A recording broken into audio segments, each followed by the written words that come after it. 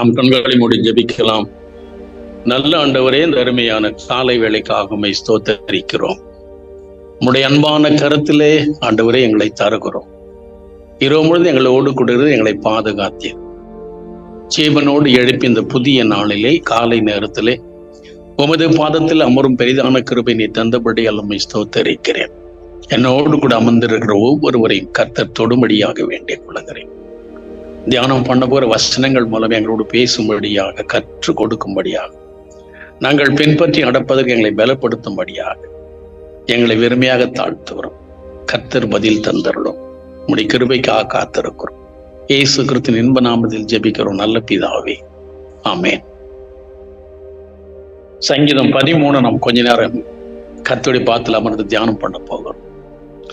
இந்த 13ஆம் சங்கீதத்திலே 6 வசனங்கள் எழுதப்பட்டிருக்கிறது. முதல் 2 வசனங்கள் தாவீது கர்த்தரை நோக்கி புலம்புகிறார். 3வது வசனத்துல கர்த்தரை நோக்கி ஜெபம் பண்ணுகிறார். 4வது வசனத்துல கர்த்தரை நோக்கி ஒரு விண்ணப்பம் பண்ணுகிறார். 5வது வசனத்துல கர்த்தர் மேல் ஒரு நம்பிக்கை வைத்திருக்கிறார். 6ஆம் வசனத்துல கர்த்தர் ஏற்கனவே செய்த நன்மைகளுக்காக நன்றி செலுத்துகிறார். இப்படி ஒரு பகுதியாக பிரித்து முதல் 2 வசனம் ஒரு பகுதி, 3வது வசனம், 4வது வசனம், 5, 6, 5 பகுதியா பிரிச்சு நாம் கொஞ்ச நேரம் தியானம் பண்ண போறோம். இப்ப வாசிக்கலாம். கர்த்தாவே, எதுவரைக்கும் என்னை மறந்திருப்பீர்? எதுவரைக்கும் உம்முடைய முகத்தை எனக்கு மறைப்பீர்? என் இருதயத்திலே சஞ்சலத்தை நித்தம் வைத்து எதுவரைக்கும் என் ஆத்மாவிலே ஆலோசனை பண்ணி கொண்டிருப்பேன்? எதுவரைக்கும் என் சத்துரு என் மேல் தன்னை உயர்த்துவான்? இந்த 2 வசனத்துல 4 முறை எதுவரைக்கும் அப்படின்னு எழுதி வச்சிருக்கிறார். அப்படி பார்க்கும்போது தாவீது ஒரு பெரிய பிரச்சனையில ஒரு மாட்டியிருக்கிறார்.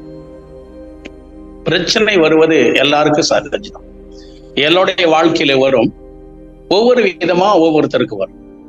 ஆனா வாழ்க்கையை பிரச்சனை ஆயிட்டா இப்ப தாவீது அந்த நிலைமையில தான் இருக்கிறார். எதுவரைக்கும் ஆண்டவர் இந்த பிரச்சனை நான் சந்திக்கிறேன், இதுல இருந்து எனக்கு விடுதலை கிடையாதா அப்படின்னு கர்த்தரை நோக்கி அவர் அழுகுதான் நம்மால என்ன பண்ண முடியும், பார்க்க முடிகிறது. எதுவரைக்கும் தாவீதுக்கு ஒரு 16 வயசு ஏறக்குறைய இருக்கும். சாமுவேல் அவர் இஸ்ரவேல் தேசத்தின் மேல் ராஜாவாக அபிஷேகம் பண்ணிட்டார்.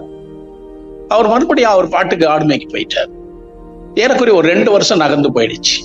ஒரு நாள் ஈசாய் கூப்பிட்டு, உங்க அண்ணன் அங்க போய் சவுல் கூட நம் தேசத்திற்காக யுத்தம் பண்ணிட்டு இருக்கிறாங்க, அவங்கள போய் பார்த்துட்டு வந்திருப்பான்னு அனுப்பினார்.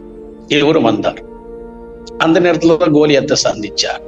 அவரோட யுத்தம் பண்ணார். தாவீதுக்கு ஒரு பெரிய வெற்றியை கர்த்தர் கொடுத்தார். அந்த தேசத்து மக்கள் எல்லாம் அந்த வெற்றியோட கொண்டாடும் போது சவுல் கொண்டது 1000, தாவீது கொண்டது 10000 அப்படின்னு ஒரு பாட்டு பாடினாங்க. அன்னைக்கு பிடிச்சது பிரச்சனை தாவீதுக்கு. அது சவுலால் தாங்கிக் கொள்ள முடியவில்லை. நம்மால வெற்றி பெற முடியாத ஒரு காரியத்தை சின்ன பையன் பண்ணிட்டானே அப்படின்னு பாராட்டணும். அதை விட்டுட்டு அப்பத்துல இருந்தே சவுல் தாவீதை கொலை பண்றதுக்கு பல விதத்துல அவர் உபாயம் பண்ணிட்டே இருக்கிறார்.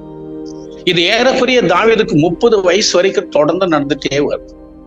அப்போ ஒரு 10-12 வருஷமா ஒரு மனுஷன் பிரச்சனையை சந்திக்கும் போது அந்த மனுஷனுடைய இருதயம் எப்படி இருக்கும், எந்த அளவுக்கு பாதிச்சிருக்கும்? நல்லா சாப்பிட முடியுமா, தூங்க முடியும்? ஓடி ஓடி ஓடி ஓடி ஒளிஞ்சிட்டு இருக்கிறார். ஆனால் அவரால் தாங்க முடியல. எது வரைக்கும் ஆண்டவரே என்னை நீங்க மறந்துட்டீங்க, இப்ப என்னை மறந்துட்டீங்களேன்னு சொல்றார்.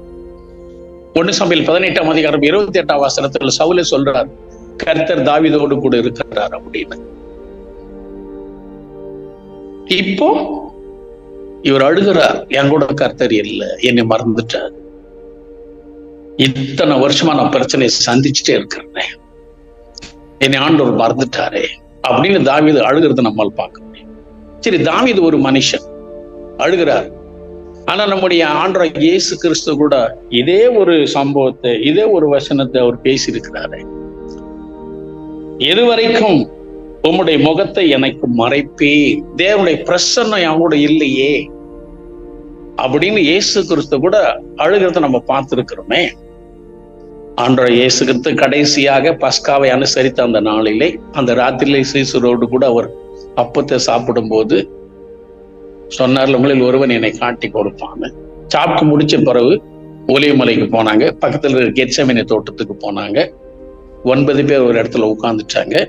யாக்கோப்பு, பேதுரு, யோவானை தனியா கூட்டு போய் ஆண்டவர் ஜெபம் பண்ண ஆரம்பிச்சாரு.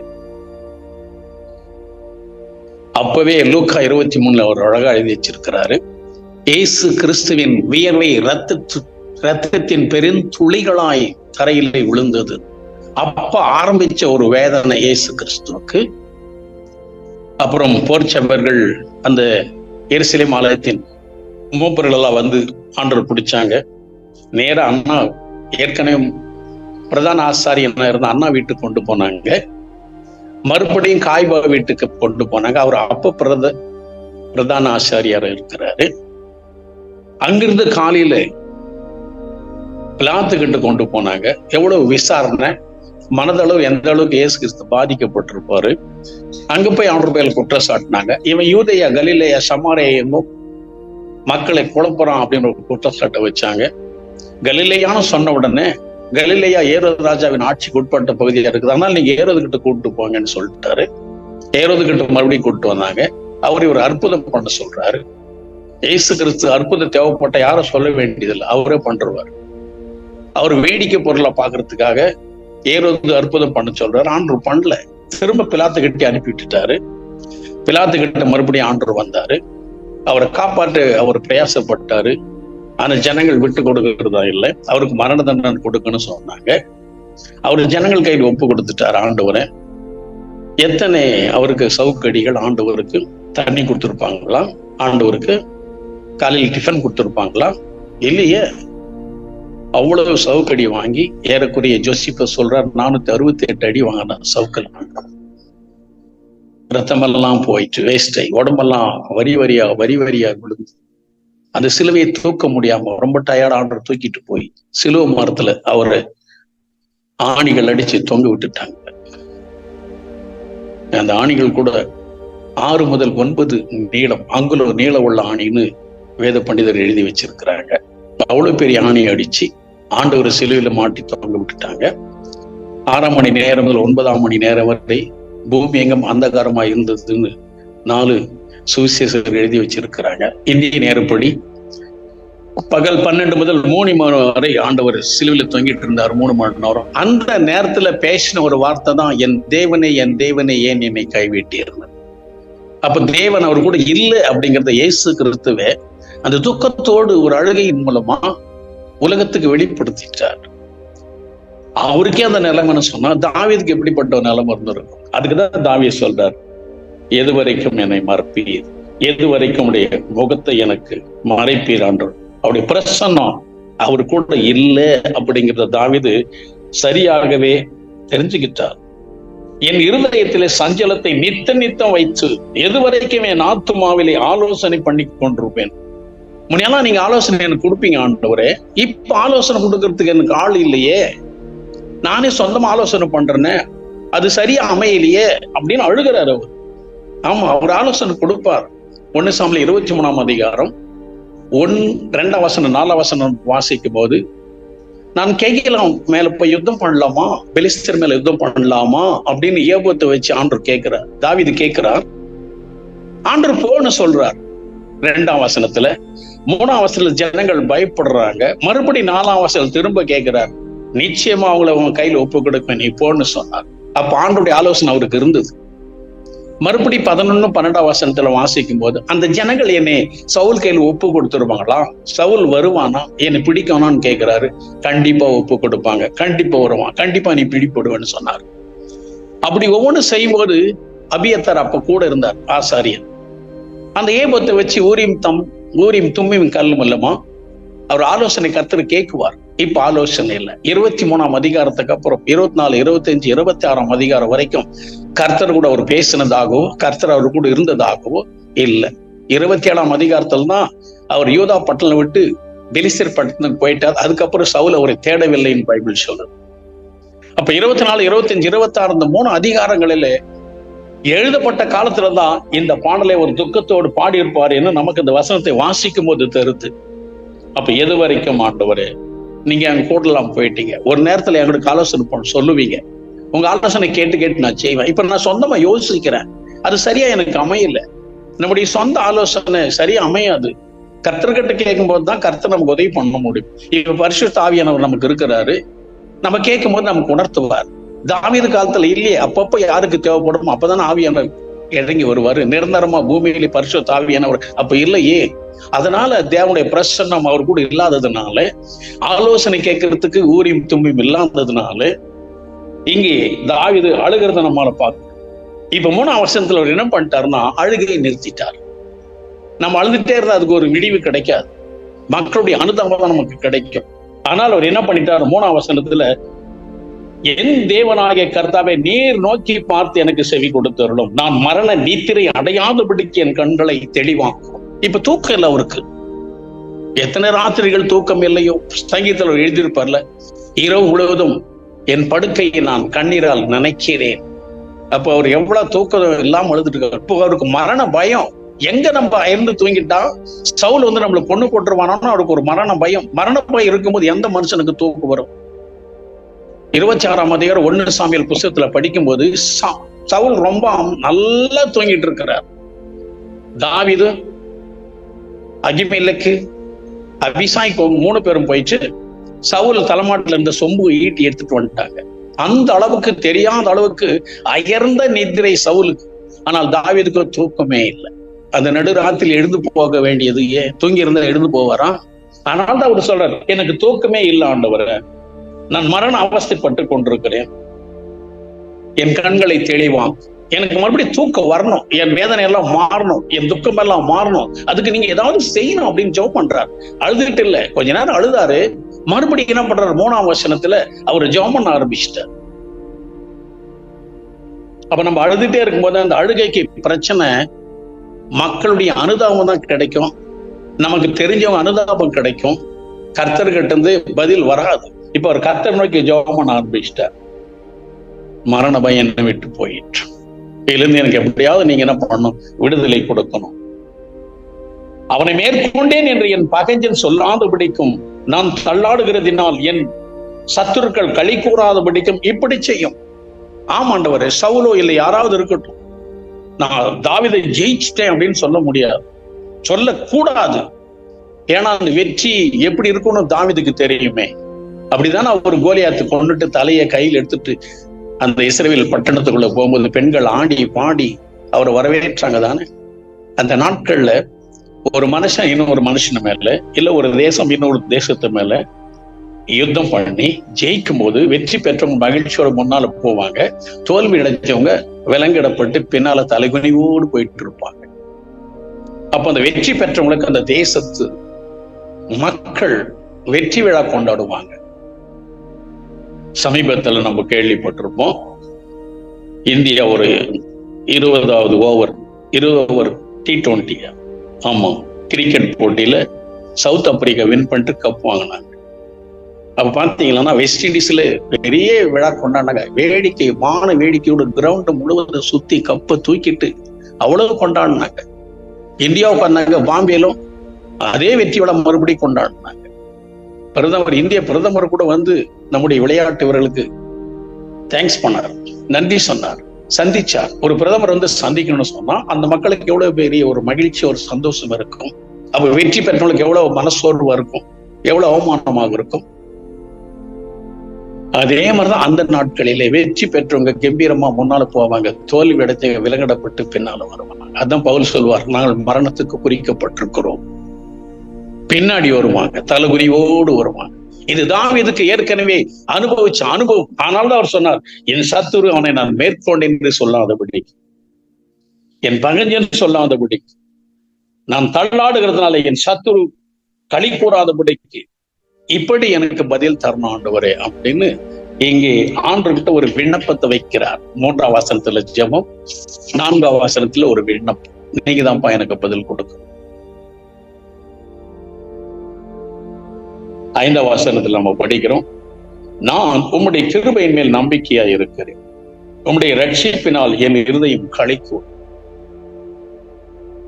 நான் ஒருத்தர்கிட்ட பரிசு வாங்குறதுக்கு தகுதியே இல்லை, ஆனா அவர் எனக்கு பரிசு கொடுத்துட்டார், என் மேல இறக்கப்பட்டு. அப்ப எனக்கு எப்படி இருக்கும்? அதே மாதிரிதான் தாவீது சொல்றாரு, உம்முடைய கிருபையில் நான் நம்பிக்கை இருக்கிறேன். ஆமாம், ஏறக்குறைய ஒரு 12-13 வருஷத்துக்கு முன்னாடி ஒரு சிறுவனாக, ஒரு 18 வயது சிறுவனாக அண்ணாங்களை பார்க்கறதுக்கு போகும்போது அங்க நிக்கிறான் பாருங்க கோலியாத்து. தாவீது கோலியாத்து பக்கத்துல நிக்கச்சு எப்படி இருக்கும், யானையும் பூனையும் நின்ன மாதிரி தெரியும். அவன் எவ்வளவு பெரிய வீரர், அவன் உருவம் எப்படிப்பட்டது, அவன் உயரம் எப்படிப்பட்டது, ஹெல்மெட்ல இருந்து கால் வரைக்கும் ஷூ வரைக்கும் எல்லாம் இரும்புலையும் வெங்கலத்திலையும் மாட்டிட்டு நிக்கிறான். கையில கேடயம் இருக்குது, உடம்பு முழுவதும் கேடகம் இருக்கிறது. அப்படிப்பட்ட ஒரு மனுஷனை ஒரு கவன்கல்ல வச்சுட்டு ஒரு கல்லுல அடிச்சு கொண்டுட்டான் தாவீது. காரணம் என்ன? கர்த்தருடைய கிருபை இருக்கிறது. அந்த சின்ன வயசுல தாவீது புரிஞ்சுக்கிட்டான். நீ ஈட்டியோடு பட்டயத்தோடு வருகிறாய், ஆனால் நானும் நீ நிதியத்தை இஸ்ரவேலின் தேவனுடைய நாமத்தினால வருகிறேன் அப்படின்னு சொன்னான். பாத்தீங்களா? அந்த நம்பிக்கையை ஆண்டவர் என்ன பண்ணார்? அவருடைய கிருபையை தாவீது கொடுத்தார். பெரிய ஒரு யுத்த வீரனை, பெரிய ஒரு போர் வீரனை ஒரு சின்ன பையன் அடிக்கிறதுனா அது சாமானியமா? அது நடக்கக்கூடிய விஷயமா? ஆனால் அடிச்சானே. கர்த்தருடைய கிருபை இல்லாம இருந்திருந்தால் சவுல் இப்படி செஞ்சிருக்க முடியும், தாவீது இப்படி செஞ்சிருக்க முடியுமா? முடியாது. ஆனால் அவருக்கு ஒரு 12-13 வருஷத்துக்கு முன்னாடி நடந்த ஒரு சம்பவம் இப்போ ஞாபகத்துக்கு கொண்டு வர்றார். நான் கர்த்தர் மேல் நம்பிக்கையா இருப்பேன். ஏற்கனவே ஒரு கிருபை எனக்கு கிடைச்சது, அது முழுவதும் என்னை விட்டு விலகி போயிடல, இப்போ எனக்கு கண்டிப்பாக கிடைக்கும். தேவ பக்தி உள்ளவர்களுக்கு, கர்த்தருக்கு பயப்படுகிறவர்களுக்கு கர்த்தருடைய கிருபை ஒவ்வொரு நாளும் புதுசா கிடைக்கும். சவுல் கூட, அதாவது பவுல், பரிசுத்த பவுல், அப்போஸ்தலனாகிய பவுல் கொரிந்தியர் 11ஆம் அதிகாரத்தில் எழுதும்போது பாருங்க, கடைசியை முடிச்சு 12ஆம் அதிகாரத்துக்குள் வரும்போது அவர் சொல்லுவாரு, 2 கொரிந்தியர் 12ஆம் அதிகாரத்துல, என்னுடைய சரீர பலவீனத்துக்காக நான் கர்த்தரிடத்திலே 3 முறை விண்ணப்பம் பண்ணினேன். அவர் உன்னுடைய பலவீனத்திலே என் பலன் பூரணமாய் விளங்கும் என்று சொன்னார். அந்த கண்ணு பிரச்சனை அப்படியேதான் இருந்தது. ஆனால் பிரச்சனைக்கு மத்தியிலே அவருடைய பலத்தை எனக்கு முழுசாவே கொடுத்துட்டாரு சொன்ன. அதுதான் கர்த்தருடைய பெரிதான ஒரு கிருபை. இந்த அனுபவம் தாவீதுக்கு இருந்தனால ஆண்டுடைய கிருபை எனக்கு கிடைச்ச போதும் அப்படின்னு அவர் என்ன பண்றாரு? கர்த்தருடைய கிருபைக்காக அவர் என்ன பண்றாரு? கர்த்தர் மேலே ஒரு நம்பிக்கையை வைக்கிறார்.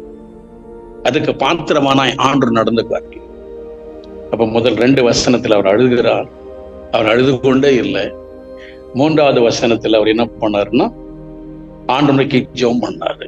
என் நிலைமை மாறணும், என் பிரச்சனை மாறணும், வாழ்க்கை எனக்கு பிரச்சனை ஆகிடுச்சு, அதை நீங்க மாத்தணும். எனக்கு தூக்கமே இல்லை, எனக்கு மறுபடியும் தூக்கம் வரணும், நீங்க பதில் தரணும் ஆண்டவரே. ஜெபம் பண்றாரு. 4ஆம் வசனத்துல அவரு என் சத்துரு தாவீதை ஜெயிச்சிட்டேன்னு சொன்ன போல. ஏன்னா தாவீது கர்த்தருக்கு பிரியமான ஒரு மனுஷன். அப்படிப்பட்ட ஒரு மனுஷன் நான் ஜெயிச்சிட்டேன் அப்படின்னு எப்படி ஆண்டவர் சொல்றேன்?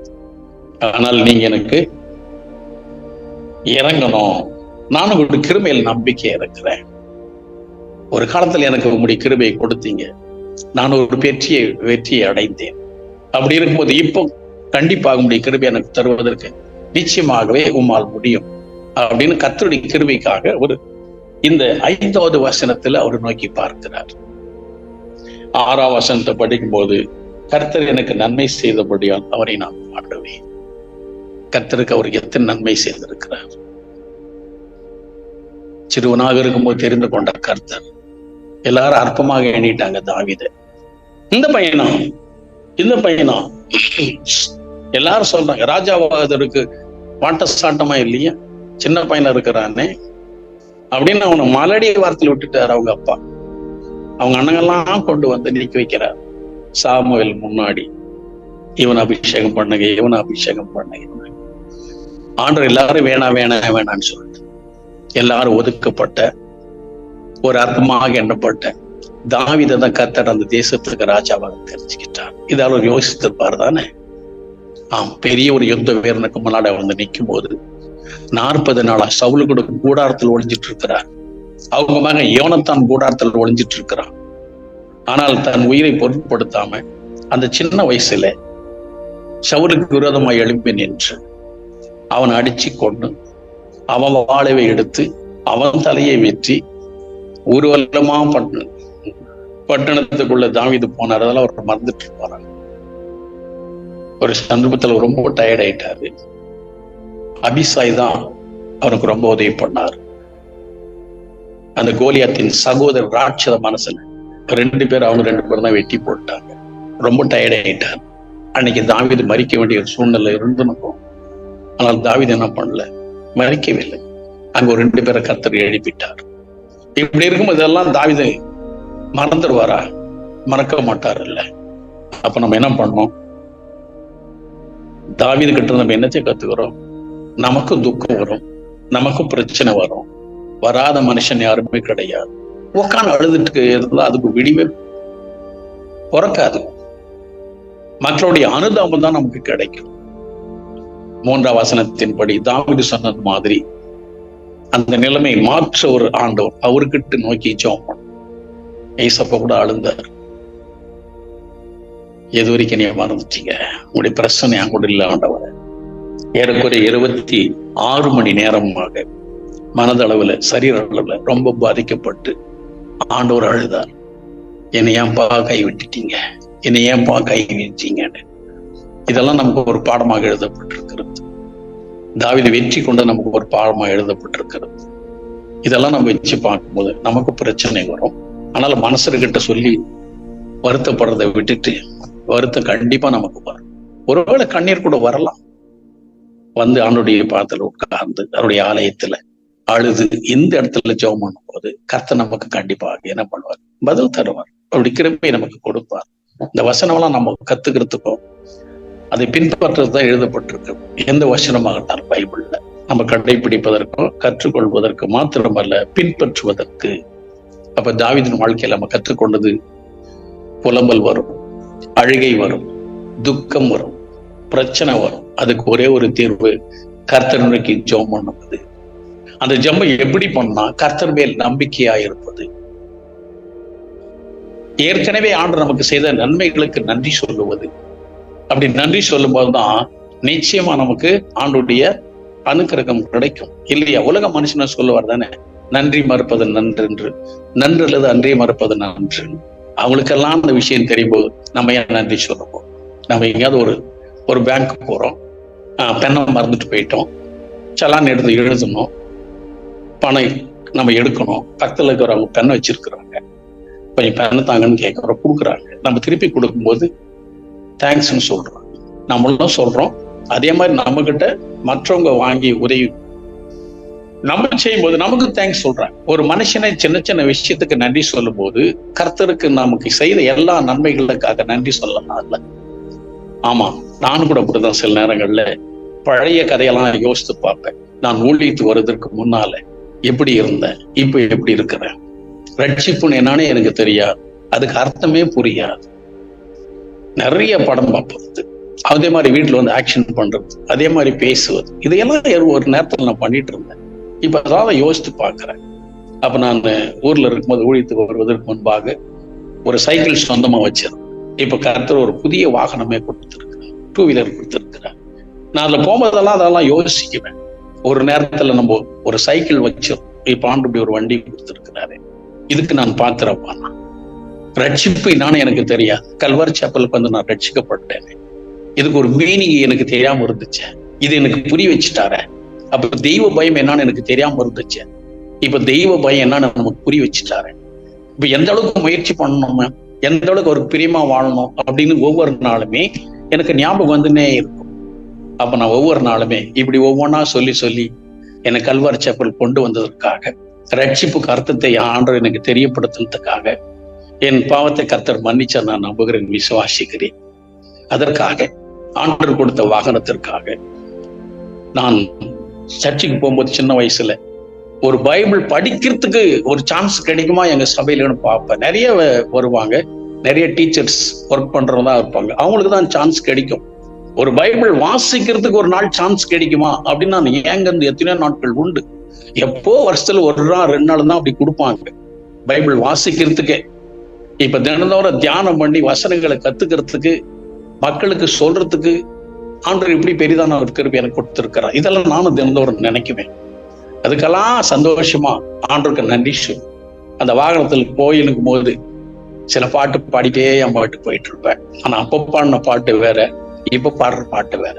இப்ப கர்த்தர் எனக்கு அப்படிப்பட்ட ஒரு கிருபை தந்தபடினால நானும் ஆண்டவருக்கு நன்றி சொல்றேன். இது எனக்கு எப்படி தெரியும்னா, இந்த மாதிரி வேத பகுதியை வாசிக்கும் போதுதான் நானும் கற்றுக்கொண்டேன். இந்த வசனம் நமக்கு ஆசீர்வாதமாக இருக்கட்டும், நான் நம்புறேன். நம்ம ஜெபம் பண்ணுவோமா? ஒரு பிரேயர் ரிக்வெஸ்ட். சொல்லுமா. சுதா சிஸ்டருக்காக ஜெபம் பண்ணுங்க. இவங்க வந்து துபாயில இருக்காங்க. இவங்களுக்கு இப்ப 2 நாள் முன்னாடிதான் இந்தியால இருந்து துபாய் போயிருக்காங்க. போன இடத்துல வயிற்று வலி, பயங்கரமான வயிற்று வலி, ஹாஸ்பிட்டல் அட்மிட் ஆயிருக்காங்க. ஸோ ஹாஸ்பிட்டல்ல ஸ்கேன் பண்ணி ரிப்போர்ட் ஒன்றும் வரல. அதனால ரிப்போர்ட் ஜெபம் பண்ணுங்க, நார்மல் ஆகணும். வயிற்று வலி குணமாகணும். அதனால ஜெபம் பண்ணுங்க. சரிங்க சார். அன்பின் பிதாவே, இரக்கத்தில் ஐஸ்வருடைய நல்ல தகப்பனே, இந்த அருமையான காலை வேளைக்கு அவங்களுக்கு நாங்கள் நன்றி செலுத்துகிறோம். உங்களுடைய பரிசுத்தமான கருத்துல எங்களை தருகிறோம் ஆண்டவரே. கர்த்தர் எங்கள் மேல் இரக்கமாயிரும். என்னோடு கூட ஜூம் மீட்டில் கலந்து கொண்டு ஒவ்வொருவருக்காக கிறிஸ்துவின் மகிமையான நாமத்தினாலே அடியேன் மன்றாடுகிறேன். எங்களை கர்த்தர் ஆசீர்வதித்து சுகத்தை, பலத்தை, ஆரோக்கியத்தை, பாதுகாப்பை தரும்படியாகும். எல்லா தீமைகளிலிருந்து எங்களை பாதுகாத்துக் கொள்ளும்படியாகும். உண்மை அறிகின்ற அறிவு அதிகமாக தரும்படியாகும். கீழ்ப்படி மிருதத்தை, மனத்தாழ்மை எங்களுக்கு எல்லோருக்கும் தரும்படியாகும். கிறிஸ்துவின் நாமத்திலே ஜெபிக்கிறேன். கல்வாரி சேப்பல் எல்லா ஊழியங்களை கர்த்தர் பொறுப்பெடுத்துக் கொள்ளும்படியா, சபை ஊழியங்கள், சிறுவர் ஊழியங்கள், லெஃப்ரெசி ஊழியம், HI ஊழியம் தொடர்ந்து தேவனுடைய கிருபையில் நடக்கும்படியாக உங்களுடைய கிருபை எங்கள் ட்ரஸ்ட் கிடைக்க வேண்டும் என்று ஆண்டவரின் சமூகத்தில் என்னை நான் ஒப்பு கொடுத்து ஜெபிக்கிறேன். ஆண்டவரே, எல்லோரையும் ஆசீர்வதிங்கப்பா. எல்லோருக்கும் நன்மைகளும் கிருபைகளும் பரலோகத்தில் அனுப்பி தாரும் ஆண்டவரே. எங்களை எல்லாம் நடத்துகிற எங்கள் அண்ணனுக்காக, அக்காவுங்களுக்காக, அவருடைய 3 தாசர்களுக்காக, மருமகள், பேரப்பிள்ளைகளுக்காக கிறிஸ்துவின் நாமத்திலே ஜெபிக்கிறேன். இவளையெல்லாம் கர்த்தர் ஆசீர்வதித்து சுகத்தோடு பலத்தோடு பாதுகாத்துக் கொள்ளும்படியாகும். ட்ரஸ்டின் எல்லா தேவையை சந்திக்கும்படியாகும். உடைய மாறாத கிருபை ஒவ்வொரு நாள் பரலோகத்திலிருந்து கல்வாரி சேப்பல் ட்ரஸ்ட் கிடைக்கும்படியாகும். அடியனை வெறுமையாக நான் தாழ்த்துகிறேன். ஆமாண்டவரே, இந்த கூட்டத்தை எங்களுக்கு ஒழுங்குபடுத்துகிற அன்பு பிள்ளைகள் சாலமன், தேவநேசன் அவர்கள் மனைவி பிள்ளைகளை கர்த்தர் ஆசீர்வதித்து அவங்க ஊழியங்களை ஆசீர்வதித்து தொடர்ந்து ஊழியங்கள் பெற தேவனுடைய கிருபை அந்த பிள்ளை நடத்தும்படியாக என்னை நான் தாழ்த்துகிறேன். ஆண்டவரே, பிரேயருக்கு சொன்ன சுதாவுக்காக இயேசுவின் நாமத்தில் ஜெபிக்கிறேன். உன்னை நான் குணமாக்குவேன் என்று சொன்னவர், உன் பரிகாரிக கர்த்தர் நானே என்று சொன்னவர், நீர் வாக்கு கொடுக்கிறவர் மாத்திரமல்ல, வாக்கு தத்தங்களை நிறைவேற்றுகிற தேவனாய் இருக்கிறபடியால் சோத்திரம். குருந்தியர் 15ஆம் அதிகாரத்துல ஒவ்வொரு வாக்கு தத்தங்களும் ஆம் என்றும் ஆமேன் என்று நிறைவேறும் என்று வேதம் சொல்கிறதே. ஆக சத்தியம் என்றைக்கு மாறாதது. வானம் பூமியை ஒழிந்து போனாலும் ஆண்டுடைய வார்த்தைகள் ஒழியாது என்ற வேதம் சொல்லுகிறபடினாலே அந்த வசனங்களின்படி நீர் குணமாக்கும்படியாக வேதத்தில் அநேக முறை இயேசு கிறிஸ்து சொல்லுவது, உன் விசுவாசமனை ரட்சித்தது, மகளை சுகமாயிரு, வேதனை நீங்கி சுகமாயிரு என்று சொன்னவர், வேதனை நீங்கி அந்த சகோதரி வேதனை நீங்கட்டும் இயேசுவின் நாமத்தினாலே. ஸ்கேன் ரிப்போர்ட் நல்லதாக நடக்கட்டும் இயேசுவின் நாமத்தினாலே. உம்மால் எல்லாவற்றையும் மாற்ற முடியும், என்னாலாகாத காரியம் ஒன்று உண்டோ என்று சாரலை பார்த்து கேட்டவர் நீர். நீர் எல்கடாய், சர்வ வல்லர், உம்மால் எல்லாம் முடியும் ஆண்டவரே. அந்த சகோதரி ரிப்போர்ட்டை மாற்றி தாரும். வயிற்று வலி இயேசு கிறிஸ்துவின் நாமத்திலே சுகம் உண்டாகட்டும். என் நாமத்தால் எதை கேட்டாலும் செய்வேன் என்று சொன்னீங்களே. குமாரனின் பிதா மகிமைப்படும்படியாக செய்வேன் என்று சொன்னீங்களே. உம்முடைய நாமம் மகிமைப்படணும், அந்த சகோதரி வீட்டிலே மகிமைப்படணும், அவர்களுக்கு தெரிந்தவர்கள் சுற்று வட்டாரத்தினுடைய நாமம் மகிமைப்படணும். இயேசு பதில் கொடுக்கிறவன் எபேசியர் 3:20 சொன்னது போல வேண்டிக் கொள்வதற்கு அதிகமாக பதில் கொடுக்கிறது. அந்த வேத வசனத்தின்படி அந்த சகோதரியை நீ குணமாக்கும். அவங்க குணமாகி வந்து இந்திய தேசத்தில் எல்லாருக்கும் சாட்சி சொல்லட்டும் இயேசுவின் நாமத்தினால. அப்பா, நீங்க நல்லவர், கண்டிப்பா நீங்க செய்வீங்க. உங்களுடைய பிள்ளைகள் வேதனையோடு இருப்பதை நீர் ஒரு நாளும் பார்த்து கொண்டு இருப்பவர் இல்லை. அநேக உதாரணங்கள் வேதத்தில் கொடுக்கப்பட்டிருக்கிறது. அந்த சகோதரியை குணமாக்கும். அவங்க குடும்பத்தின் மூலமாக நீங்க மயப்படணும். இந்திய தேசத்துக்கு அந்த எல்லாருக்கும் சந்திக்கிற ஒவ்வொருக்கும் சாட்சி சொல்லணும், ஏசு என்னை குணமாக்கினாரு. நீங்க செய்யுங்கப்பா, மக்கள் நன்றி. கண்டிப்பா நீங்க செய்வீங்க. தாவீது 5ஆம் வசனத்துல சொன்னது போல உங்களுடைய கிருபையை மேல் உங்களுடைய நம்பிக்கையா இருக்கிறோம். கர்த்தர் அப்படி செய்யறதுக்காக நன்றி செலுத்துகிறோம். இயேசு கிறிஸ்து இன்ப நாமத்தில் பிதாவே, ஆமென்.